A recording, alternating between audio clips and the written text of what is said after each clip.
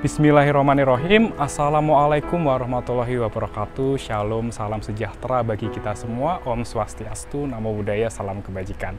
Hari ini teman-teman, saya Bagus Yanuar Putra Arianto akan menemani Anda dalam acara Napak Tilas di kawasan Trowulan, di mana kawasan Trowulan ini diduga sebagai former capital city of Majapahit Kingdom atau diduga sebagai pusat ibu kota kerajaan Majapahit dari abad ke-13 hingga abad ke-16. Dan teman-teman, kawasan Trowulan ini telah didaftarkan di UNESCO World Heritage Convention sejak tahun 2019.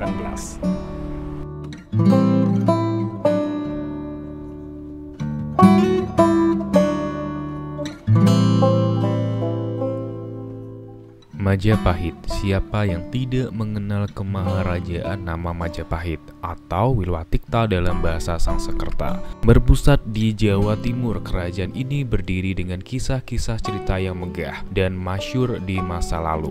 Kerajaan ini berdiri sekitar tahun 1293 hingga 1527 Masehi.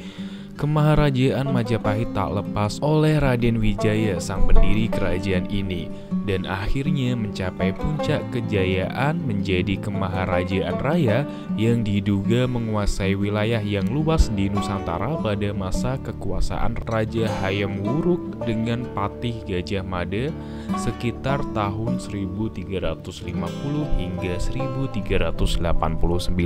Menurut negara Kertagama, kekuasaan Majapahit terbentang luas dari Jawa, Sumatera, Semenanjung Malaya, Kalimantan, Kepulauan Sulu, Filipina, Sulawesi, Papua, dan lain-lainnya.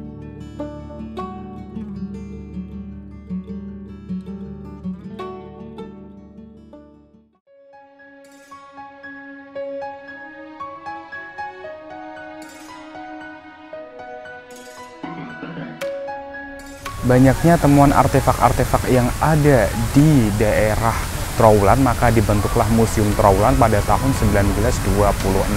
Tepat 2 tahun sebelumnya, pada tanggal 24 April 1924, Raden Adipati Aryo Kromojoyo Adinegoro selaku mantan Bupati Mojokerto bekerja sama dengan Insinyur Henry Macrinton, yakni arsitek dari Belanda, yang mana membentuk OVM atau Otet Kundevereniging Majapahit, di mana OVM ini merupakan yayasan yang meneliti artefak-artefak yang ditemukan oleh arkeologi atau artefak-artefak yang ditemukan secara tidak langsung atau tidak sengaja oleh warga sekitar. Maka dibentuklah atau hal tersebut menjadi cikal bakal terbentuknya Museum Trowulan.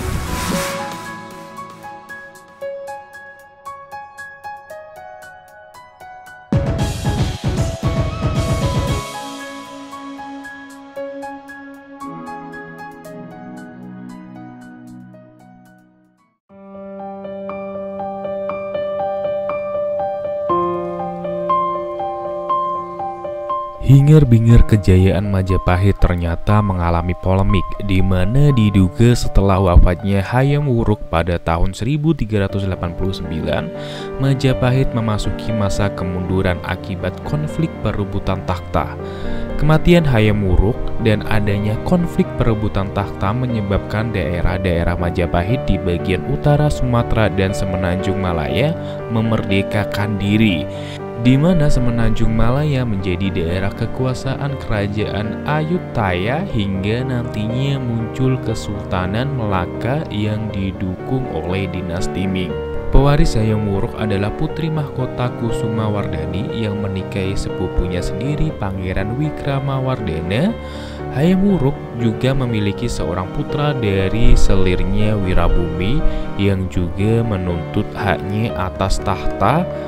Dan perang saudara yang disebut Perang Rekrek diperkirakan terjadi pada tahun 1405 hingga 1406 antara Wirabumi melawan Wikramawardhana. Perang ini akhirnya dimenangkan oleh Wikramawardhana, sementara Wirabumi ditangkap dan kemudian dihukum mati, yang mana diduga perang saudara ini melemahkan kendali Majapahit atas wilayah-wilayah taklukannya di daerah-daerah lain.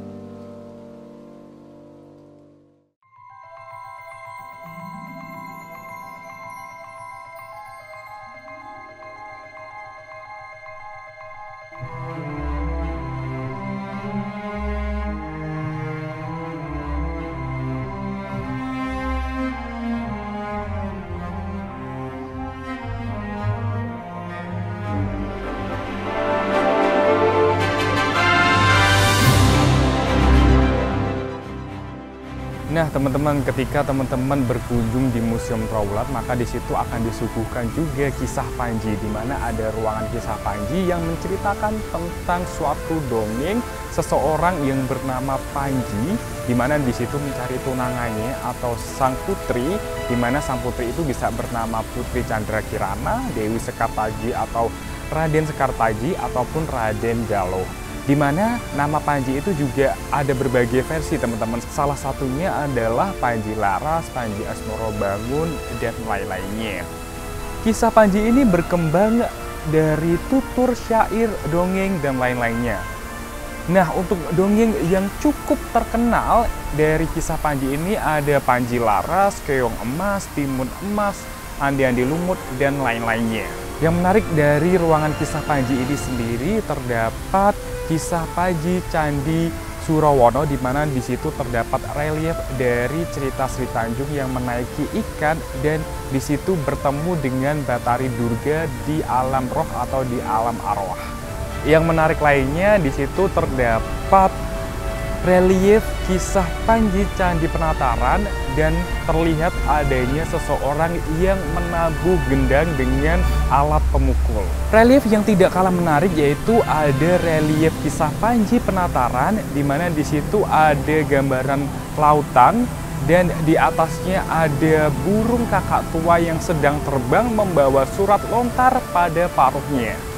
Kisah Panji ini sendiri telah diakui oleh UNESCO sebagai Memory of the World atau ingatan dunia pada tanggal 31 Oktober 2017. Yang mana di situ mendeskripsikan cerita dari seseorang pahlawan Jawa yang mencari tunangan atau kekasih hatinya, yakni Putri Candrakirana. Kisah Panji ini sendiri telah membuktikan bahwa ternyata sastra Jawa tidak dibayang-bayangi oleh epos cerita India, yang mana di situ kisah Panji telah tersebar dari Pulau Jawa ke Bali, Melayu, Kamboja, Myanmar, Thailand, bahkan diduga hingga Filipina. Penyebaran dari kisah Panji ini sendiri melalui jalur perdagangan dari transportasi laut atau menggunakan jalur laut.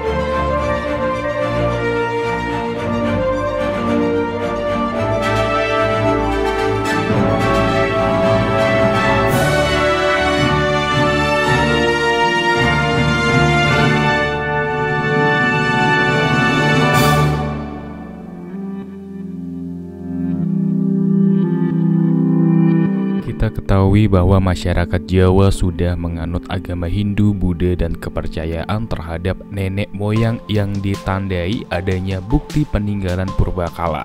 Namun ternyata terdapat agama lain yang berkembang di Majapahit, yakni agama Islam, di mana ditemukan sumber tertulis oleh Mahuan, Sekretaris Laksamana Cheng Ho yang berkunjung ke Majapahit pada tahun 1415 tentang keberadaan etnik Cina yang beragama Islam di Jawa. Selain sumber tertulis, terdapat peninggalan artefaktual jejak keberadaan agama Islam di Majapahit yang dapat diketahui dari temuan makam kuburan kuno di daerah Troloyo, yang mana nisan kuburan kuno Troloyo berinskripsi huruf Arab dan Jawa kuno berupa angka tahun Saka. Keberadaan nisan kuno ini memperkuat bahwa di masa Majapahit telah ada komunitas Muslim.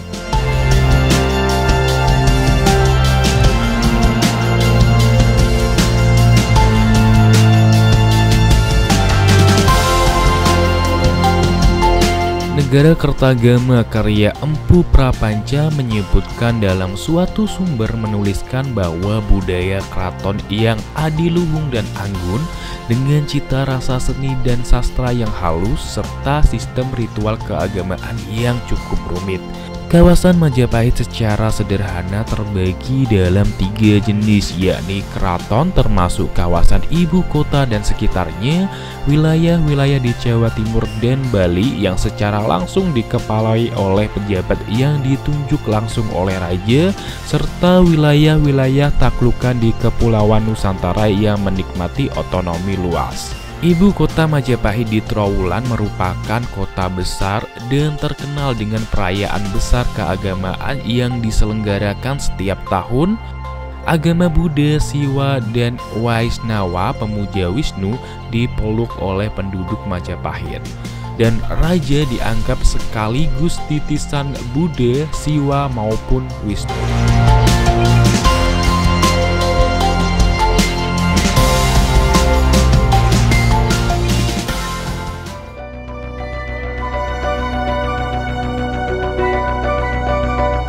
Dalam Museum Trowulan terdapat Jala Duara, di mana Jala Duara berarti pancuran air. Jala air, Duara pintu, di mana bentuk-bentuk dari Jala Duara tersebut memiliki arti kemakmuran dan juga kesucian. Kerajaan Majapahit ini sendiri telah mengenal saving money, di mana di situ menggunakan wadah bernama celengan. Celengan ini sendiri dari kata celeng, yakni babi. Babi melambangkan kemakmuran dengan bentuk yang gemuk. Di sisi lain juga sebelum masa musim paceklik, babi menggunakan sarangnya sebagai wadah menampung makanan. Hal yang menarik dari koleksi Museum Trowulan terdapat jambangan, di mana jambangan ini merupakan wadah air yang digunakan di masa lalu dan terbuat dari tanah merah. Dalam Museum Trowulan terdapat struktur rumah bagi kawula alit pada Kerajaan Majapahit. Alit berarti kecil, di mana rumah tersebut digunakan oleh masyarakat kecil atau masyarakat menengah ke bawah. Arsitek rumah ini hanya untuk tempat melakukan aktivitas tidur dan berkumpul dengan keluarga, sehingga digambarkan ada satu balai, satu tempat tidur. Struktur bangunan ditopang dengan batu bata. Perekatan batu bata tidak menggunakan semen. Konon perekatan ini dengan cara digosok antara batu satu dengan batu yang lain hingga panas, lalu disiram dengan air dan akhirnya merekat dengan sempurna. Bahan kayu dengan kayu jati jika pemilik rumah memiliki harta yang cukup. Jika tidak, maka kayu biasa dapat digunakan sebagai bangunan rumah. Yang cukup sederhana di sana tidak menggunakan paku, namun dengan serat bambu yang diikat secara kuat untuk bagian rangka-rangka atap. Demikian juga terdapat sistem pasak dengan bahan kayu pula pada struktur bangunan ini. Nah, yang juga menarik, pada abad ke-13 pada Kerajaan Majapahit untuk mengamankan rumah, penjagal pintu semacam seperti pasak pintu kayu untuk mengamankan rumah. Kalau sekarang biasanya kunci atau gembok yang terbuat dari besi.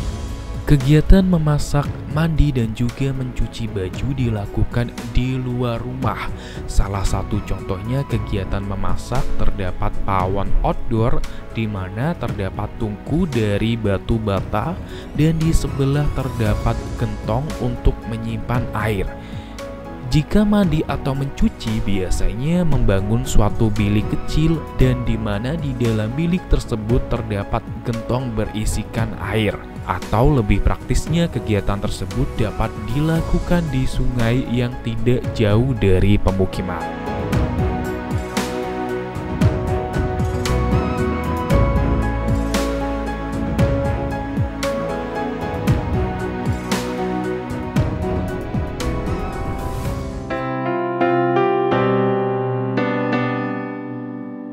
Para leluhur memberikan kisah cerita yang panjang bagi Indonesia Nusantara.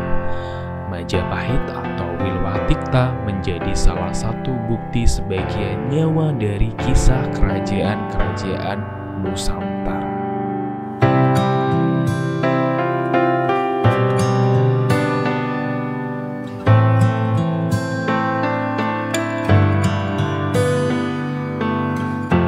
Nah, teman-teman, apakah teman-teman bangga terhadap peninggalan warisan leluhur?